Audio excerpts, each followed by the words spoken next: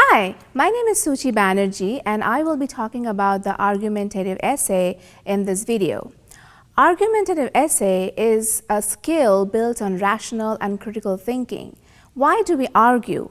We argue mostly to put forward a point of view, to justify existing beliefs, to convince our audience about our stance, to persuade and call for action, and to negotiate with opposing beliefs to come up with an understanding based on mutual acceptance and respect. The main difference between argumentation and persuasion is that the argumentation appeals strictly by reason and logic, whereas persuasion involves both logic and emotion. When students are writing argumentative essays, they are expected to use both emotion and reasoning to argue, which means they have to not only effectively argue their viewpoint by defining key terms, explaining context, giving examples from sources and real life, but also consider the counter-arguments to come up with an understanding or reconciliation of ideas.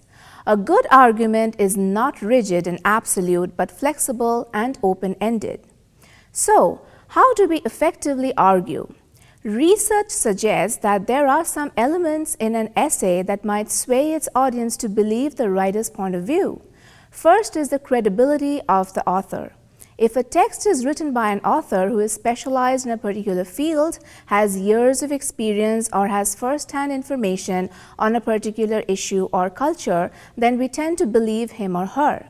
For example, if we read a historical document on British colonization written by a scholar whose specialization is on colonialism, we are more inclined to believe his point of view than to question his intentions.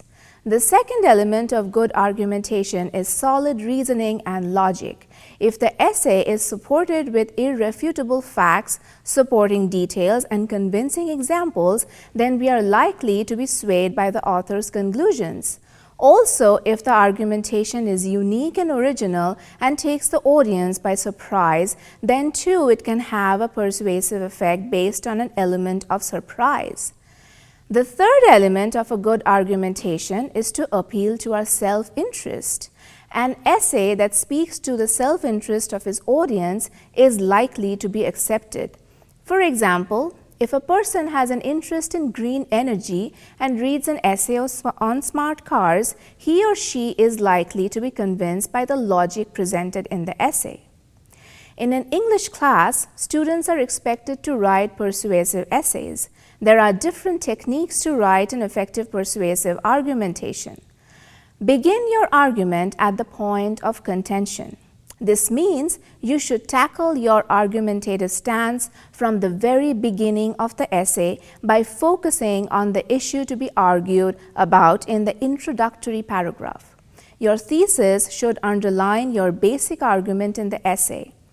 Also, you choose an appropriate title that is directly related to your thesis.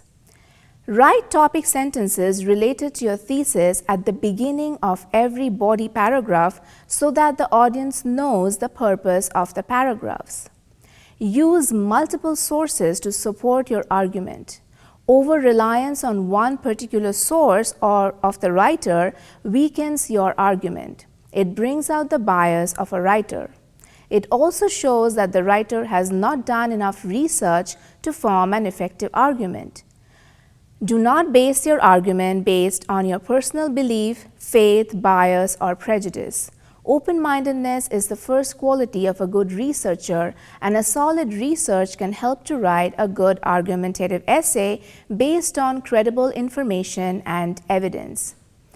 Anticipate and consider the opposition. As mentioned earlier, a good argument is never absolute or closed. You should read and acknowledge the opposition to your argument in the essay to make it stronger and logical. Supplement your reasoning and evidence with an emotional appeal. Arguments that have some personal touch are more appealing to a common audience.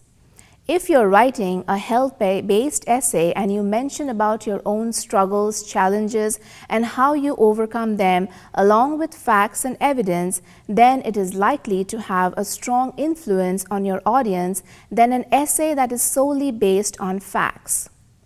Avoid common logical fallacies like hasty generalizations, either-or reasoning, red herring, or shifting the discussion to points that have nothing to do with the basic argument, conclusions that seem to be false or deceptive or based on false examples and analogies, and arguments that are based on personal assumptions and biases. Thank you.